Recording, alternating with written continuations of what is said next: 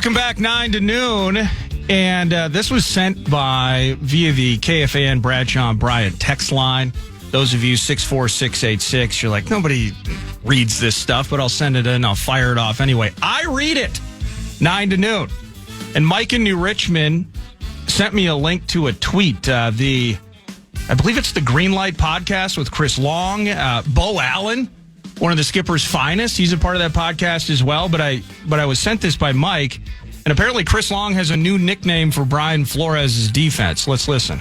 The rushers are getting home. The coverage is confusing. Why are we not calling this defense Purple Haze? Because you don't know. It's hazy out there. You know what I mean? Purple Haze. You hear that Cameron song? Shout out to Cameron. Or Jimi Hendrix. For most Minnesota fans, probably. PA, would Purple Haze potentially make it into a game call as the season progresses and Mr. Flores continues to make it hazy out there for opposing offenses? What do I look like? Somebody who's an expert on selections at dispensaries? I always love that one. We'll ponder. And then I also found this audio, and this is perfect. We're going to do some pressure points, PA. Hey. Pressure points.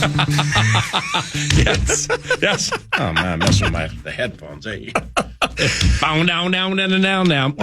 Pressure points in this, not pressure points specifically, but this segment courtesy of FVP. Reach for what works. FVP parts and batteries, reach for what works. Can I hear that again? Yes, absolutely. Pressure points. That's awesome. That's how long that take you? About 5 minutes. Yeah, the voice part is easy to do. Well, we had to grip it and rip it a little bit. That was good. We had to get up there. I like that. The toughest part these days is finding I found a rights-free karaoke version of the song so that I could use that music underneath. I dare you keep the lawyers out to play any form of Under Pressure for 20.3 seconds. I dare you. This, speaking of pressure points, the perfect way to start it is Bill Belichick and former defensive coordinator of his, Matt Patricia. There's a Belichick show, a coach podcast, and I found this audio here. Here's Belichick talking about the Minnesota Vikings after 3 weeks. They're looking good, but... Yeah, I think the Vikings are eventually going to have to prove that they can play from behind. They've been great from ahead. They've had, most of their defensive production has come when they've been ahead, which is great. And offensively, they've been able to score and get ahead. But, at some point, if that levels out, then, how is that going to work? And teams that play from ahead, we've seen, like Dallas in the Cleveland opener, how impressive they were. And then it hasn't been that way the last couple of weeks. So that's Bill Belichick with Matt Patricia. And it's the perfect way to start. Pressure points. Because outside of the opening, the season opener, the opening possession turnover by C.J. Ham, defense standing tall, that leads to a Graham Gano field goal. Don't you know? That is the only time this season that the Vikings have actually trailed, staking a 10-0 at 1 point lead into the break against the Niners, 13-7, I believe is what it was. And then, of course, jumping out the way they did with those 2 first-quarter touchdowns. This is not the toughest concept, I don't think, in the history of sports. Playing from ahead is always going to be easier. And ultimately, specifically on defense, you're facing a Texans team that did not have Joe Mixon, and then additionally not really able to get any sort of run game moving with Cam Akers, forcing them into spots that they're uncomfortable in. And so that in combination with Brian Flores and what we're seeing out of this defense, that was a problem for the Texans. Vikings are 3-0. Yeah, now, it makes sense what Bill's saying. I mean, but you can. It's the nitpicking bit. Yes, I mean the Vikings are not going to lead by multiple scores every game this season, and I've said it a couple times just in passing earlier this week. This is a road game, and funny, the only time the Vikings have trailed has been A, on the road, and B, against the worst team they've seen on the schedule so far. So when you go on the road, things are different. They're just different, and they generally are more tightly contested. And the Giants game would have been more tightly contested. I'll say this for a 5th time. If Daniel Bellinger and Darius Slayton can catch, And if Jones was on time for 3 first downs instead of Bellinger reaching down by his shins and Slayton, having to have a 52-inch vertical to catch up what would have been a first down, and he was open. Well, then that game would have been tighter too. The Vikings were never losing, but the score would have probably been closer. So it's going to happen. It's going to happen, and I feel they're equipped to run and or pass from behind if that's the circumstance.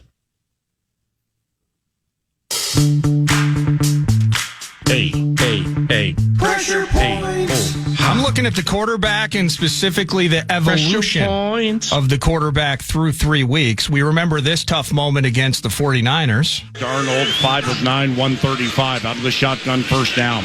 Back to pass, whips it over the middle, intercepted at the 10-yard line. Fred Warner, he's so good. Bad pass by Darnold. They better get Warner. Darnold slows him and he leaps over him. Then Darisaw crushes him at the 36. Sam Darnold has thrown his second interception this season. So we remember that against the 49ers, but then on Sunday, and while many people were thinking, let's get this thing to halftime, can they find an explosive play? I think it was JJ on third down with about a minute and change left, a 12-yard reception, gets out of bounds. Are the Vikings going to get to half maybe with a long Reichard field goal? They don't, but they didn't give up the ball. And reason for that is because Sam, under pressure, did this. First and 10 from the Vikings 45. Minnesota leads 14-0. Here's Daniil Hunter all over Sam Darnold, but Sam scoots away from it, rolls out to the right, throws it over the head of Ty Chandler. Incomplete, second and 10. Sam's athletic ability right there, Pete. Holy cow. Yeah, he's a big guy. Daniil Hunter doing a great job on Brian O'Neill. But, one thing I like is that Darnold's a cool customer, didn't panic. What a boring highlight, PA, and you know why it's boring? Is because he threw the ball away after getting away from the pressure, did not force a throw, did not force a mistake, and they lived to fight another down. It was second and 10. Ultimately, again, no points on the board, but certainly no points on the board for the Texans. And that is the evolution of Sam Darnold. So when I'm thinking about... I'm going to wear this out. Pressure points. I'm thinking about the continued evolution of Sam Darnold. When we opened the show with the dagger, Wayne Larrivee, one of the highlights I played was Jair Alexander's pick 6 on Will Levis. The Packers have generated 9 turnovers in 3 games, 3 each. And we watched and really feasted on and enjoyed a turnover-free performance from the Minnesota Vikings this Sunday against the Texans. So when we're thinking about, Belichick's right and Belichick's nitpicking, that's what the grumpy coach does. He's going to say at some point they're going to have to play from behind. Well, one way to stave off that reality for as long as possible is playing mistake-free, turnover-free football. And with that defensive front, now 2 weeks in a row, Niners into last week against the Texans, big pressure point for me is that Sam has shown his coolness under pressure and not making huge mistakes. He's getting better each week. And he's going to have a test in front of him on Sunday. And Aaron Jones will too, because when you play for a team as long as Aaron did with Green Bay, and I mean, you were there when Rashawn Gary came into the league. You were there when Jair Alexander came into the league. Yeah. You were there when they made the move for Preston Smith, drafted Quay and Devontae Wyatt, and you and Kenny Clark kind of came up together.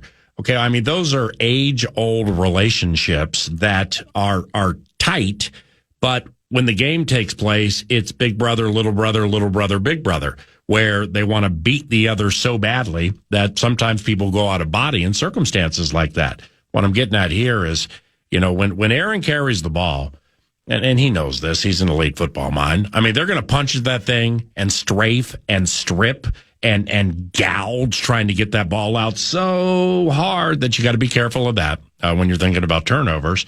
But, when I think about the Packers secondary, and I'm just used to them rolling with like 3 or 4 safeties during a game. But they're not doing that now. They might mix in 3 or using 4 or 5 corners. Well, they're pretty much using 3 with Ballantyne and or Valentine injury aside, not playing as much as they played in the past. But see, then you get to Eric Stokes. And You know, when I put together his part of the game calling depth chart yesterday, I felt bad for my man. I mean, his only interception took place in his rookie year, which was 2021. And then after that, you got like 2 games played, then 9 games, then 3 games. He's missed so much time due to injury. And he has no interception since 2021. It's just been an arduous road for Eric Stokes. And I mean, you know, now we get to the business side of it. And I mean, you know how this head coach operates. I mean, he's gonna, if you had a bad hamstring 3 years ago, he's going to make you show him that you can run with that hamstring 3 straight plays. And if it's a 3 and out, fine. I know you can run. I'll go to the middle now, or I'll go to the other side. But O'Connell is cold-blooded with things like that. So is Flores. Isn't it? Keep that in mind with Jordan Love. If he plays, just they don't purposely try to injure somebody. We're not saying that's not the intonation here. It's just like the example I always use was the Monday night game last year against the 49ers. Yep. Linebacker Dre Greenlaw had missed 3 games. Then he came back. O'Connell went at him 5 times in a row with Hawkinson across the middle to put Greenlaw in positions to see if he can run. And he could run, but not as well as he could a month ago. And Hawkinson killed him. Play after play after play, and they had to change like their scheme during the course of the game to compensate for that. So O'Connell and Flores, they're both cold-blooded that way.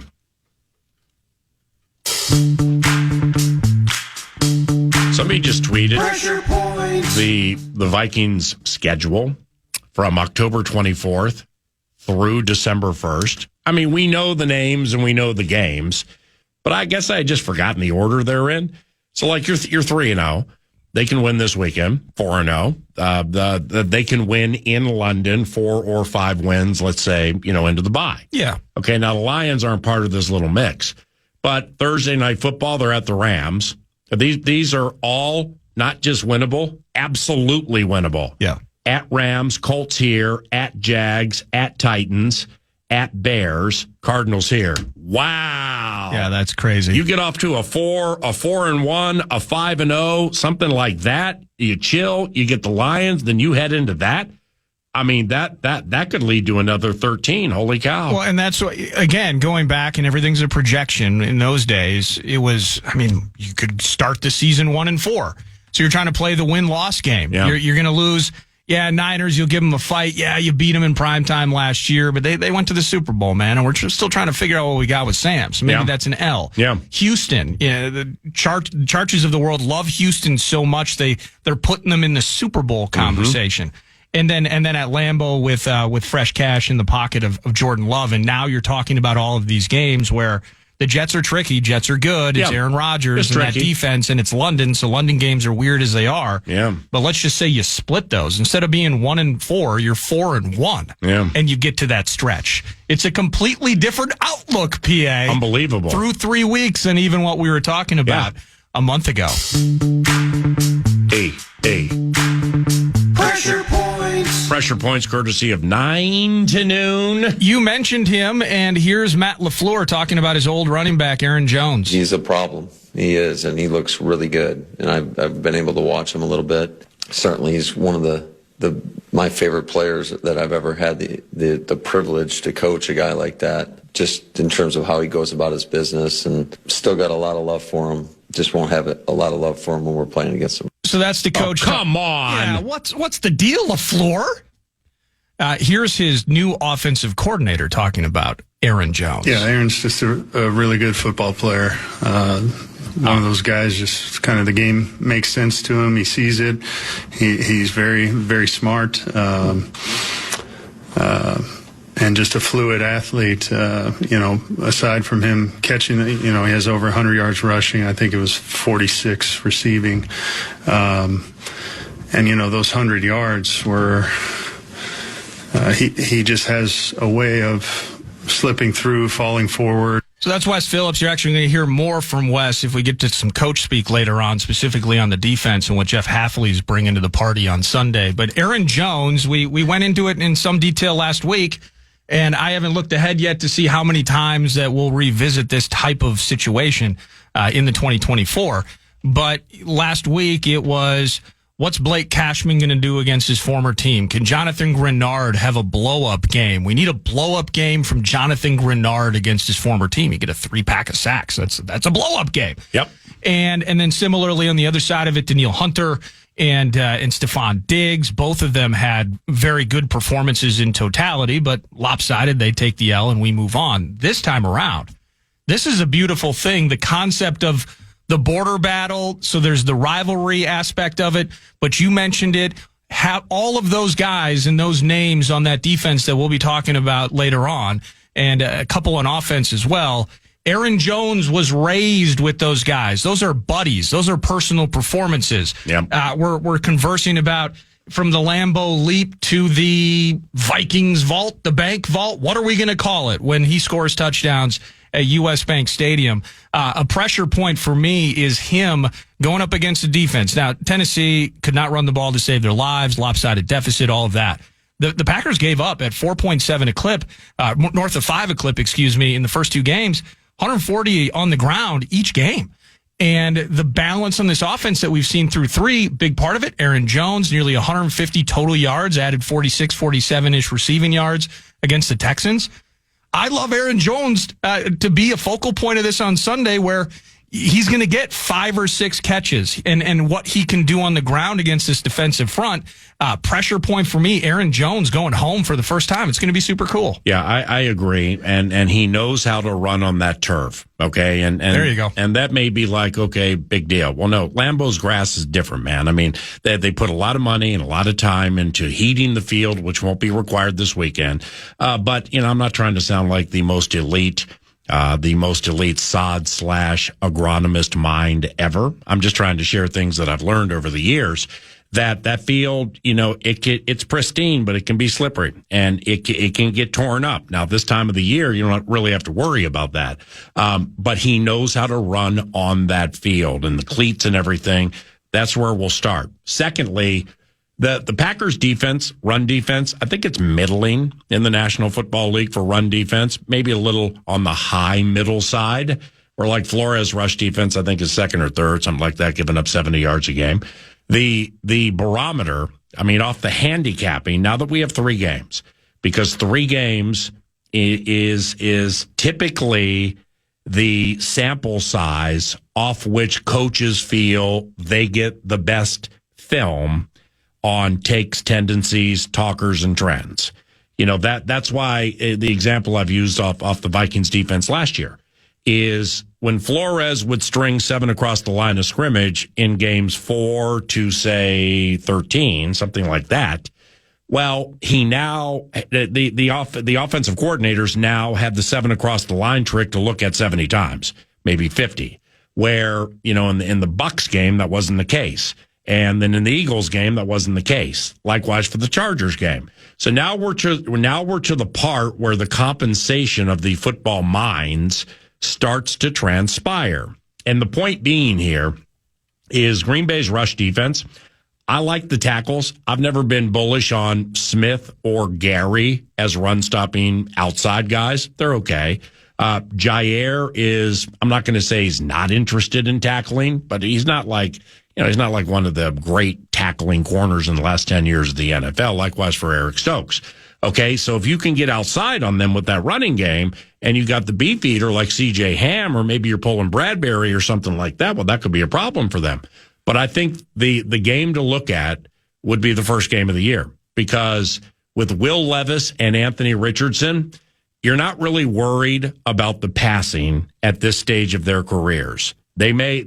Richardson may get Alec Pierce over the top for 60 and change. Levis may get the skeletal remains of DeAndre Hopkins or Tyler Boyd out of the slot once, twice, 3 times a lady. But the first game when they play Jalen Hurts, now you have to, there's a lot on your platter when you go against Jalen Hurts and when you go against that offense. Same thing with the Minnesota Vikings offense. Darnold doesn't run like Hurts, but he can move. I think he's rambled for 4 first downs this year, something like that. But that with A.J. Brown and Devontae Smith and a tight end like Goddard, okay, well, you have multiple things to which you have to pay attention. That's not the case with Tennessee, and even less a case with Indianapolis. All right, so Saquon got him for like 110, and they gave up about $150 on the ground. So that's the game that I'm thinking about. Okay. High-end, well-respected, multifaceted offense with a good line, and that all sounds like you're talking about the Minnesota Vikings, which means pick your poison here. I mean, are you going to run that safety down because you're guessing run and you think it's absolute Jones between the tackles or outside? Well, if they go play action and you only have one safety back there, I mean, you better hope Jair can run with Justin because safeties can't. So that's the situation Philadelphia creates. That's the situation O'Connell creates. But to do that, you have to have a high-end running back and a smart quarterback. And Sirianni and O'Connell have both. Well, I mean, I wouldn't mind having a Saquon stat line from that game with Aaron Jones. Pressure points. 130 total yards and 3 touchdowns. That's 4-0 Vikings territory if Aaron Jones does that in his return to Lambeau. That's pressure points. Thank you for the pressure points. Thank you, FVP Batteries and FVPparts.com for the old marathon. We reached for what works, and it worked. Into the second half of the presentation, we're going to call the Vox of all Voxes ever to Vox, A, because we forgot last week, and B, because he's the Vox of all Voxes ever to Vox, and he's a Vikings fan, don't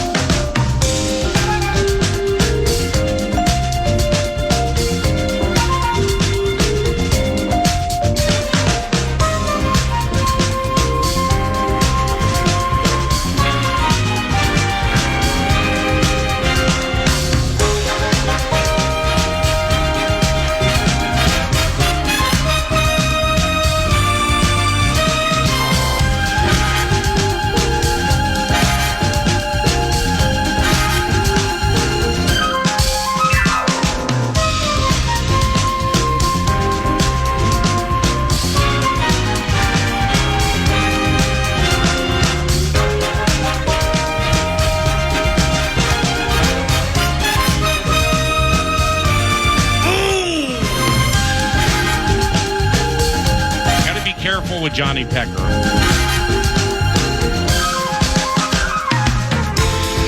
Double doink. Big boy's back. 9 to noon.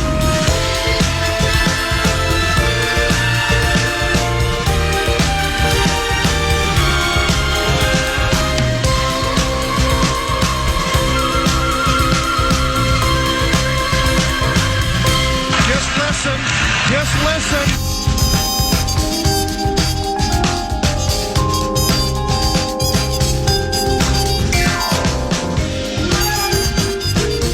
Hey, Vox, where have you been all my life?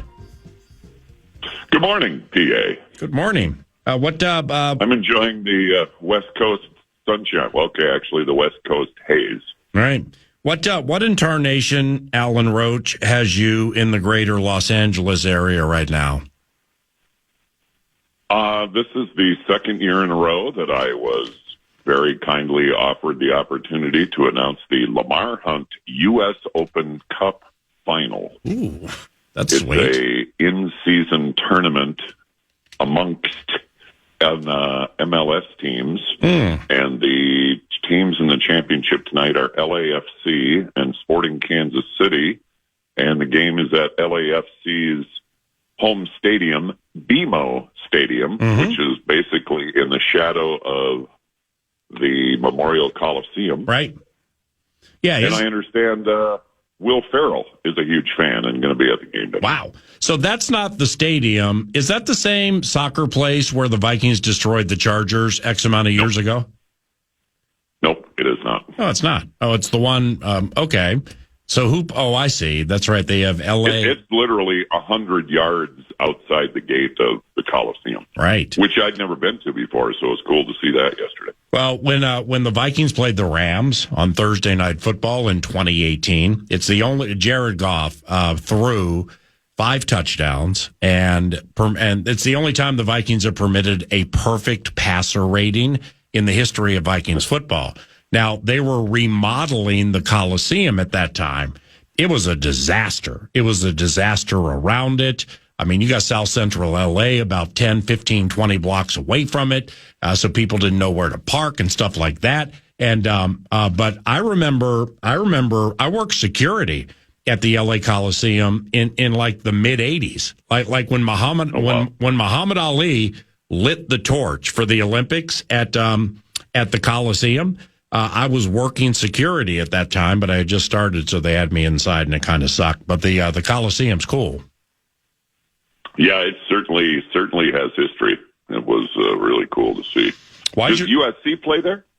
Yes, I believe USC still does play there. Why is your voice so deep right now? I mean, it's always deep, but it's unusual. Were you at like Dan Tana's in Beverly Hills last night, sipping some bourbon? It's game day. It's game day, and I'm on a different phone than normal. So do you have any tricky names tonight? Honestly, I have not even looked at the rosters yet.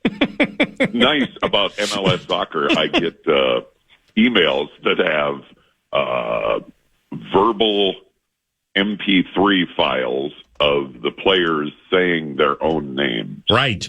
Yeah. How key are those? So, yeah, that'll be great. Yeah, we got... I got something for you this morning. Yeah, well, we have a John Pulskamp. We have Andrew Fontas.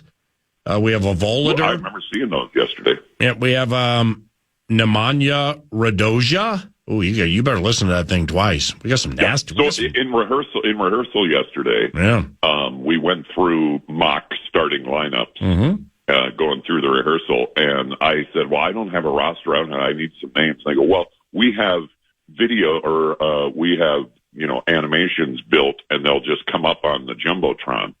So you look at the jumbotron and read the names off the jumbotron to rehearse for these starting lineups. Yeah. So I literally saw the name 1 second before I had to say it. Yeah.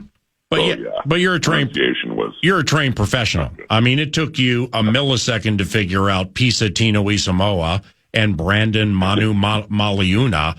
So like tonight it's going to be defender Joaquin Fernandez. They got some easy ones, too. I'll have it dialed in, for sure. You had a story for me? What's going on? I do have a story for you. A friend of mine sent me this today. Going back to the Aaron Jones, and I heard you guys just talking about him and going into Lambeau and being familiar with that place, obviously. Way back when Aaron Jones got signed, what we heard was the Packers signed Josh Jacobs. 30 minutes later, Aaron Jones was a Minnesota Viking. And so you kind of get that feeling of, well, Aaron Jones was very angry with the Packers, could not believe that they didn't re-sign him. And so he was, immediately on the phone, I want to go to the worst place for the Packers ever. Get me on that Vikings team. And he was. And so we kind of are looking at this game as Aaron Jones can't wait to get into Lambeau and do Lambeau leaps in the other uniform, kind of with, an arm raised in the air. It's not that way. A friend of mine sent me something that Aaron Jones must have written, I assume very recently, but maybe it's been a couple of weeks. It's in at Players Tribune on X. I just saw it. And, oh, my. It's emotional. It's something it's going to take you 5 minutes to read it. Yep. There might be a tear somewhere around minute number 4, and it just goes to show you the man that Aaron Jones is and what KOC talks about, and really everyone in the Vikings organization talks about when it comes to Aaron Jones. The man, capital letters. What? Because I haven't read that far into it. Like 4 minutes into the read, what bit you so hard, Vox? I mean, you're quite emotional about this right now, Alan. Yeah. Well, it's just him being real. And, we look at football players and we pedestalize and we, have our own thoughts, kind of like what I just ran through when he became a Viking. And I was guilty of that. I was like, oh, Aaron Jones can't wait to get to Lambeau Field, stick it to the Packers for what they did to him. And this piece shows the man that Aaron Jones is. Yeah. And it talks about him coming up and never being seen is kind of the theme of the writing. Yeah. And that eventually the Packers saw him. One of the coolest stories I'll share with you is in that writing, he talks about standing on the sideline one day. I think, was it during a playoff game or during a very big moment in an important game in like year 2 or 3 of his career, we still had not broken out. And Aaron Rodgers yelled over to the sideline, "I want 33 in the game now. Get 33 in here." And he said, I looked down at my jersey and I was like, wow, that's me. Wow. That's fantastic. Yeah, I don't know. I think I liked it. If you can, if you follow myself or at Mile High Roach via the tweet machine, I know between segments earlier in the show, having read just 2 paragraphs, I liked it, so you can find it there, or just search it, Aaron Jones and the Players Tribune. So with this L.A. mailbox money for the soccer piece, do you miss the Avs preseason game last Monday? Did you miss that at Ball against Dallas? I did miss that game. Wow. That's, I mean, what about the fans at Ball Arena who count on Gabriel Landeskog? Well, it's preseason, was the first preseason, but I hate missing any Avalanche game for sure. But as the years have drawn on, the lure of mailbox money, and sometimes the mailbox is a lot bigger. Yep. It's tough to make that call. I understand that. Very, very much so. Time for 2 more. Can I share another story with you? Yep. Alan Roach at Mile High Roach, voice of U.S. Bank Stadium. He's kind of the verbal cock of the walk. What do you got? Super embarrassing moment. I'm sure you've had an embarrassing moment where... Yeah, my voice is cracking during certain calls this time of the year. It happens every year. Season change, 19 jobs going at the same time. Yeah, I know what you mean. Oh, and not to belittle that, but this is worse. I stood there looking at myself thinking, you are so dumb. So we go back to the first preseason game for the Vikings, and I stay at the Omni Hotel there in the beautiful TCO complex of you do. Your beloved Minnesota Vikings. Of course you do. And I was checking in, and in the hotel lobby, so my voice is kind of echoing through there. And I noticed that the Vikings offensive coordinator is not far away and talking with someone, and I could see him kind of turn his head and looking at me. So after I got done checking in, he walked over and he introduced himself to me. And Wes Phillips, hey, how are you, Alan? I said, are you the voice guy in the stadium? Yeah. So we talked a little bit, and I told him, my history, and I'd worked for the Broncos for 16 years, and I'd heard of Wes Phillips forever. I mean, I knew that he was with the Rams when they won the Super Bowl. It was then with KOC, and I'd heard his name, and you hear him talked about on TV, and you see pictures of him, and I hear you guys talk about Wes Phillips all the time. I obviously knew exactly who Wes Phillips was.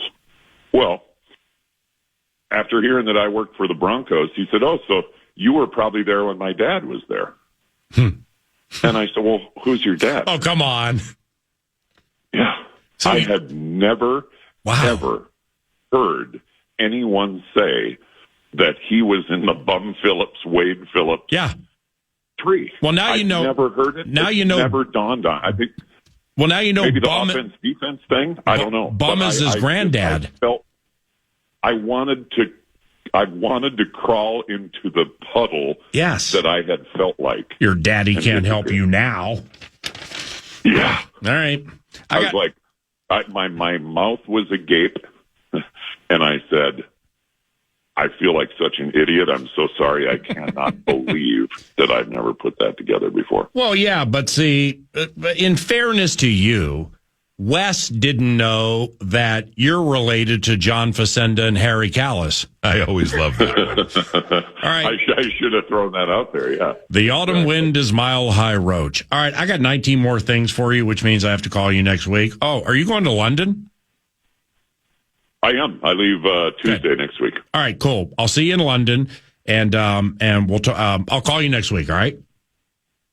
Mike's going to win this weekend, and I think they're going to win a just like all these other games, a little bit easier, if that's the right word, than everybody thinks. Thank you, Harry Callis. Have a good day. All right, PA. Thank you, buddy. No problem. Alan Roach. Vox of all Voxes ever to Vox. At Mile High Roach. Back after this. Fan.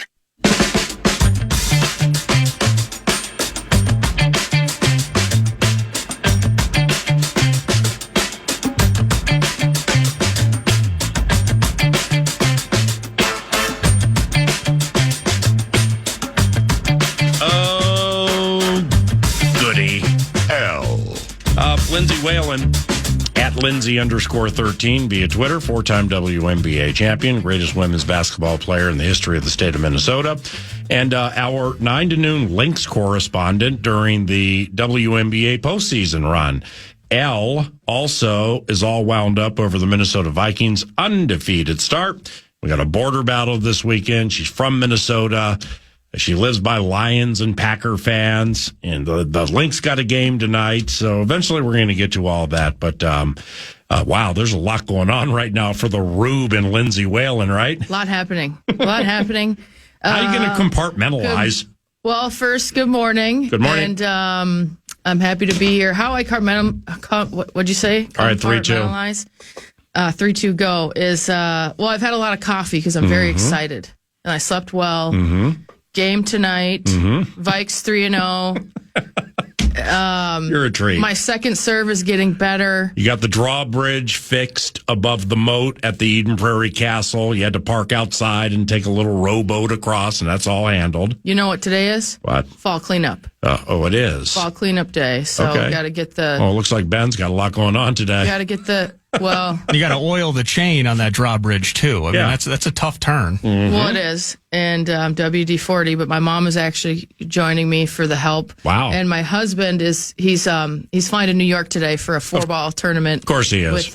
With our good friend Matt Rasmussen. So they're heading out Long Island. Of course he flies out the day of fall cleanup. I mean, come on, man. Can't make it up. They've had this tournament planned for a long time, and I think it's the 4th or 5th year they've played in it. So it's a fun one. They get to go play a bunch of the top courses out in Long Island. They playing for money? No, I think that, this is just more pride. Okay.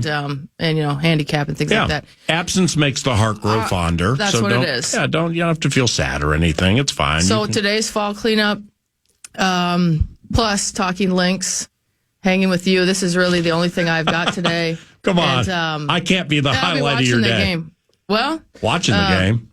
You should be going to the game, sitting courtside. Dark shades be Jackie Nicholson. I know, but did you see what time? What time's the game? 8:30. That's fine. I'll get tired. Calling races at Canterbury tonight.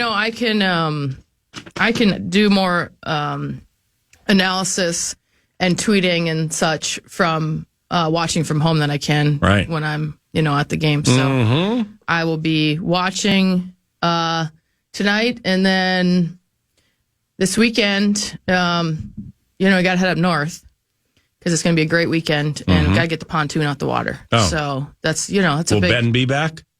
No. Oh, wow. No. Well, you're just popping tags right now, aren't you? Holy cow. I mean, you'd be like heading around the lake to these little spots, watching games, having a good... So that's where you're going to watch the border battle?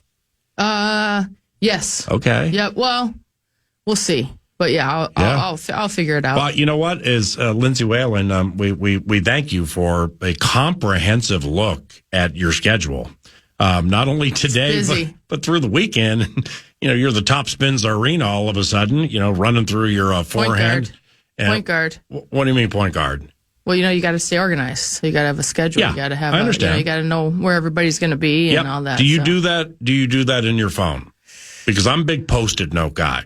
Because for some reason, old people can't get like laptop to sync with phone, and then I forget things. So I'm a big Post-it note guy in my car. Well, if you have, there's this thing called like an Apple ID. I have one. And it'll sync everything between all your devices. It's really neat. I get so many text messages during the course of a day that I bet you do. The last thing I want are tweet notifications, more things popping up. during the course of the phone. You know what I mean? Yeah. Well, and then I heard you guys the other day with you. It wasn't that Kevin Gorg. You guys had a big discussion on what pen to use and things like that. Yeah. So that was. I'm a pen snob. Yeah, that's when you're stuck and you write something out and you think it's going to work better than it does. Yeah. And it doesn't. It's like, I mean, your WNBA immortality, but you didn't hit a 17, 10, and 9 every single game. No. So you had some 2 for 13s. I started off with one yesterday. I'm at Twin Cities Orthopedics Performance Center. I came up with this Forlorn 4 idea about forlorn fan bases. I wrote that thing out. I started reading it yesterday, and I'm like, damn, this ain't that good. But we're live, and I got to continue reading. and then I couldn't read my handwriting, so I had to jump a paragraph, so it didn't make sense. So yeah, I started, but it finished okay. It happens. We got the W. Well, actually, not that we have a lot of competition here at KFAN, so we always get W's, but we got the dub. There is something to be said for when you get something done on your to-do list and you can cross it off with your handwriting than just clicking something on your phone. So I do agree with that. Have you, and let me ask, because you and I have known each other long enough, and we have this fantastic surrogate thing with each other where we've always taken shots at each other in loving fashion.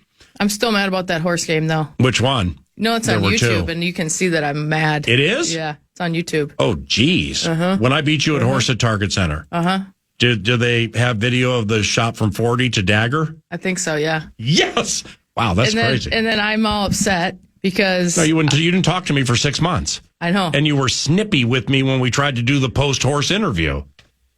But see, remember that. But see, this plays into the question. Yeah, it's true. You're one of the most competitive human beings I've ever known in my life. Okay, well, now, post WNBA immortality, handful of rings, we got golds, we did coaching for a little bit, and now we play tennis. The competitive nature inside of you. Yeah. Does that ever leave? Or do you need to be pushed or egged on for it to be like, all right, damn it, let's go? Yeah, it doesn't. No, it doesn't leave, honestly. Yeah, well, that's probably why last Thursday in our match, hot at Eden Prairie flagship in the back because it was humid out in the bubble. And I've requested 2 large fans in that, because I'm like, this is incredibly hot back here. Right. But me and my partner, Chris Paul, not the basketball point guard. Right. We went to 3 sets and lost in a tiebreak 4-10. But 3-6, 7-6. I think after we lost, you're out there playing 3. It's doubles, right? Yeah. You're out there playing 3 sets. Damn. Are you outside or inside? This was inside, but it was in the bubble, which actually was worse because it was hotter and there was no air movement. Well, that's because O'Connell directed the staff to turn off the air conditioning so the 49ers would be tired and like melting down because they were out of condition. Oh, wait, excuse me. That kind of reminds me of when the Vikings had their home opener against the Niners and it got super hot in there. That was crazy. That was a great I'm sorry for what game. I just did because you're like me. Your mind goes all over the place. It's always working and always thinking, which can be a blessing and a curse at times. So, you were on this story about tennis. Yes. And then I brought up an aside, and now all you can think about is your beloved Vikings. Well, it's too early in the conversation. And I actually didn't get to see that game because I was coaching. We had a basketball camp that day. Wait, so I was running. You were coaching basketball? I was running camp that day. Are you? How'd that happen? It was junior. It was junior girls all-star camp. 8th grade. Ooh. Kind of an invite-only type deal, and so that was an 8-hour. So I literally didn't see any of the Niners game, but I watched obviously the game on Sunday. Got any high-level L's out there in the 8th grade or something? Couple really nice players, couple with the chance, and so they're obviously putting the time in and the work and showing up. So 8 hours on a Sunday, it was. I think my feet still hurt from that day because it was a lot, but it's all good. Well, I mean, it's your feet hurt and your shoulders hurt and your back and neck hurt. My shoulders are actually good. Well, they should hurt from carrying the weight of the world of your house in Eden Prairie with your husband, golfing 9 courses in New York when it's fall cleanup time. And I mean, shoot, the snowplows are going to be out sooner or later. Let me guess, he's going to go golfing Turks and Caicos. I mean, you're carrying the whole thing on your own, Lindsay. Well, there's times too, because I'm going to be gone for a while in October. I don't know if you know this, but are you familiar with Simone Augustus? Mm-hmm. She's being inducted into the Naismith Basketball Hall of Fame. Oh, wow. And because her. too, a few years ago, was inducted, I'm going to, nice. I guess, present her. So I'm gone for quite a while in October. So, it evens out. How long does it take? How long does it take to introduce somebody and induct them into a Hall of Fame? Well, that's one day, but then I want to go see maybe, a couple days later, a little Broadway show. It's New York City. New York. Well, this is in Springfield, but it's close enough to go. Springfield, Mass. Springfield, Mass. Oh. Springfield, Mass. So that's in October. You might be able to catch a Celtics game, depending on the time. Possibly. Well, you got to get comped everywhere. Your basketball immortality. It should be a cinch. Yep. So. You call Belichick, get you into Gillette, maybe a pregame field pass. Check out old Drake May. And Drake, I'm Lindsay. Nice to meet you. How are they doing? How is he doing? Patriots? I don't even know. Last time I saw the Patriots, they were getting killed by your favorite quarterback, Aaron Rodgers, and the New York Jets. That was Thursday night. That was Thursday night football. I was at the Lynx game that night. It was very diseased. Oh, that's right. Did they run down the Sparks that night, or they lose? No. But they lost. But but we actually played some of our players. Like I was watching it the next day at Buffalo Wild Wings at the Feast. They were replaying the game. And I'm like, wow, well, we got some of our better players out there.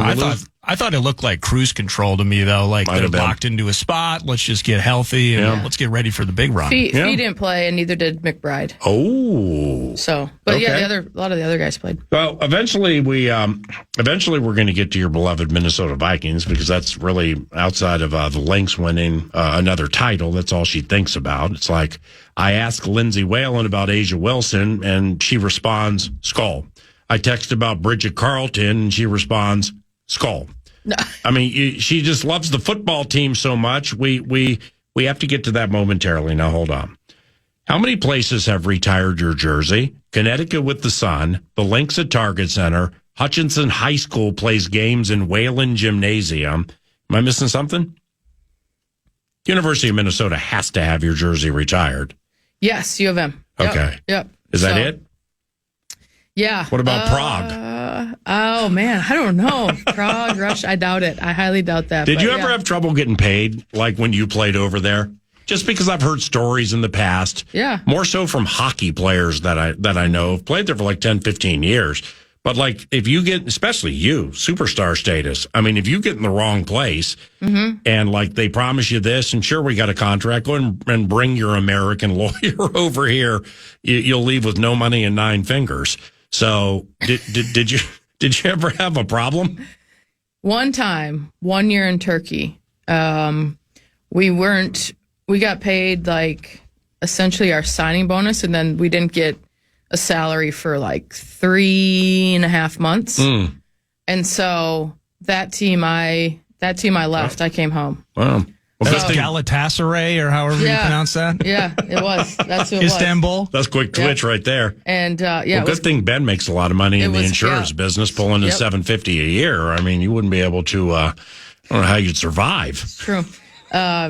So I left and came home, but they still. It was just crazy. They still had to pay you because otherwise there's like a big FIBA penalty. So, but there was one time if they don't pay you, how are you going to really? Yeah. They have to pay you.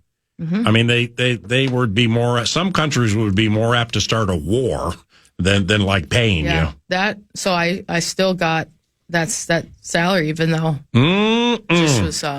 Is that still super popular? Is that still super popular where you see women in the off season going overseas? The Brittany Griner situation probably. Well, Caitlin came into the league. Now everybody's making double what they used to make. They got charters and stuff, but everybody hates her and they forget all the money they're making. It's weird. Well, it helps a little bit, right? But I think women were making a ton of cash in some of these leagues. It was a great opportunity. Lindsay made $1.2 million 1 year at Prague. No. I think a lot of the best. I think a lot of the players now, some are still going over, but there's just so much. Yeah, like Nerdo said, now it's like and like you said, now WNBA, the salaries had went up about 4 years ago with the new CBA and trying to keep players home. So the players were making more before this year. But yeah, I think the next maybe obviously marketing the TV money rights, too. Marketing money. I think the TV rights deal, and they'll have the CBA has to be up in a few years, and the players will make even TV more. rights deal. I mean, Ion pays in rolls of quarters. Well, I don't know. I thought I saw that they just had some sort of deal with the NBA, WNBA. I was just playing. I wanted to get that line out because of Ion. Because I actually knew what Ion was 10 or 11 years ago because of Criminal Minds. Oh, absolutely. Yeah, I've never even heard of it till this last 2 years. A child and I, Nicole, senior at University of Colorado, we laid around a lot when I rented in Eden Prairie, Mount Curve, kind of by where you are. Rented there for like 3 or 4 years. And she'd get back from school and we laid around and watched Criminal Minds, CSI Miami, NCIS this. Well, funny, she's a psychology, criminology double major and wants to get into forensic science, analyzing the minds of criminals. Oh, wow. I mean, I feel like I owe Ion some money because we watched a lot of Ion. Oh, the WNBA is getting paid. You're right, 11-year media rights deal with Disney, Prime, and NBC. Wow. They're going to get it starts in 2026. They'll get $200 million a year. Ooh, as part of that deal. That's sweet. Yes. Wow. So awesome. I mean, your WNBA Minnesota you're sporting immortality. We'll just end it right there. Basketball, but sporting immortality. But God's timing for you was a little off. Because seriously, think about the NIL you would have had playing at the University of Minnesota. I mean, Uncle Barry Butzo with C.H. Robinson would have dropped $40,000 every single. You probably lived by him. Do you know Barry? Oh, yeah. Barry and Joni Butzo? Of course. Well, those have been friends of mine. Yeah, Uncle Barry. Yeah, Uncle Barry for 30 some odd years. Mm-hmm. Yeah, I mean, if there was NIL when you played at the University of Minnesota, Uncle Barry would have dropped $50K a year minimum into the LW fund. Yeah. Oh, then now we got this, the TV deal. I know. Well, but you used to have to sit. Your basketball immortality sitting middle seat 23B a few times, flying to Connecticut to play the Sun. Yes. She may never have seen Prague, though. Yeah, I mean, beautiful city. Yeah, Caitlin Clark was like 6 at that time. I mean, little did everybody know. Yeah, no, it's true. And a lot of times, I remember a few times that you'd play a back-to-back. I remember one in particular. Yeah. Oh wow, we had a back-to-back. We played home, and then we played in Dallas. Mm-hmm. We had a connection. Utah? We had I don't remember which airport, but we had a connection. And I remember that we were in the airport lounge, and some of us just went and bought like a day pass. Mm-hmm. And like that's where we had our pregame meal, and that's where we slept for our nap, and then we played that night and won. What day pass do you have to buy in an airport terminal? It was, I don't know, one of the lounges, right? Wow. That they had. The Delta Sky Club thing? Yeah, you go get it just like a day pass. It's I remember thinking, Caitlin gets that for free. Wow, we have to play tonight. And now they have charters, so they'll just be in the city. And so it's so much, a lot of that is so much better. But there's one thing, like Nardo said, I would have never lived in Prague. I would have never experienced a lot of those things. Yeah. And we now have really good stories to tell. Yeah. And every era, I mean, there could have just not been a WNBA like the players who played in the 70s and 80s and early 90s. So every era has had their different things and different, I guess, things that they went through. I mean, now, there's so much attention that everything you say, it goes on to Instagram and it becomes like this viral thing, or it's a double-edged sword with Caitlin. For sure. Every hard foul. It's like, I don't know. I'm happy when I played. It's what it is, and that's life. So you're not going to crack, are you? With me teasing you about Caitlin. Yeah, and she gets to keep her miles and the charter flights. Yeah, I don't really know like what your heartfelt take is on the fools trying to beat her up, the way she acts. Mm-hmm. You know more about her probably than I'll ever know. You probably have her phone number. You got her phone number? Yeah, because you have Caitlin Clark's phone number? Well, if she got to come on the radio show next week, but then again, you're rooting against the Fever tonight, so that probably wouldn't go over too well. We offered her at the U, and we recruited her for a little bit, but it became pretty evident. We got in late. It was she's the same class as Paige Beckers and like Haley Van Lith and those guys, and so you watched her in like middle school? No, it was high school. Like her, was she the bomb? She's very good. She was very good then. Mm-hmm. And Yeah, you could just see, obviously, she was, by that time, though, it was already pretty much either Notre Dame or Iowa. But, you offer her and talk to her a few times, and obviously you try to get in. Same with Paige. She was, at that point, pretty well, down the road with UConn. Really good. So, but yeah, that was my first kind of recruiting class at the U of M, was like Paige and Caitlin Clark, and there's a lot, there was Lauren Jensen, who is from Lakeville here. Yeah. I think Alyssa Utsby was in that class too. She ended up going to North Carolina. So it was a lot of really, really good players. It's been fun to see what they've been able to do. So yeah, all good stuff. Before transfer portal and NIL, is recruiting against Gino Auriemma like the college football version of going against Nick Saban? Yeah, that was my first recruiting battle. I went from playing for Gino 2 years before to now trying to keep this, best player in the state home. And the first week I got the job, and so wow, it was. And you were still playing for the Lynx, right? Yeah, and the other one that she was, I think, considering at the time, was Notre Dame and Muffet. They had just won a national championship at Notre Dame, so I said, well, let's just ease into it. Ogunbowale, right? With Arike. Arike. Yeah, get those. Her brother Dare just played for the Texans this weekend. Yeah, I know. So, yeah, that was. She's good. Yeah, she's a good player. Good. Dallas wasn't great, but she's good. Yeah, Dallas had a tough year. She's really, really good. And, so you watched the games last night? Yeah, I watched the majority of it. Well, the Twins game was awful. It was just boring, sterile. Nobody was there. They got all the right guys that can't hit. Marlins are boring and terrible. They got this guy Weathers pitching, never heard of him. And they like I tuned in. It was like 4-0 Marlins right when I tuned in. And it looked cold outside, even though it wasn't that bad. So I was out of baseball. I mean, I'm cool with baseball. I love the baseball playoffs. Whether That's how I am. Twins are in it or not. If the Twins are, but it's my 4 of 4. As all the sports go. Are we going to make the playoffs? The Twins? Are we going to what? Are we going to make No. Oh. No, I think they have 5 games left. They're going to make up like 2.5. Nordo said during News Du Nord. Yeah, 2 games back. They got to tie one of either the Tigers or the Royals. Well, now you got the Tigers, and so you got to jump 2. Yep. Stick around for another segment, all right? Okay, cool. You're the best. Lindsay Whalen, nice enough to come in studio, 651 Carpets Plus Studios, and discuss the WNBA playoffs, which we promise we will do next segment, and some Minnesota Vikings conversation. That was basically a public covenant catch-up between a couple of people who live close to each other and occasionally see each other and just catch up for a half hour. The public was privileged to it. Wasn't that super exciting? Be right back.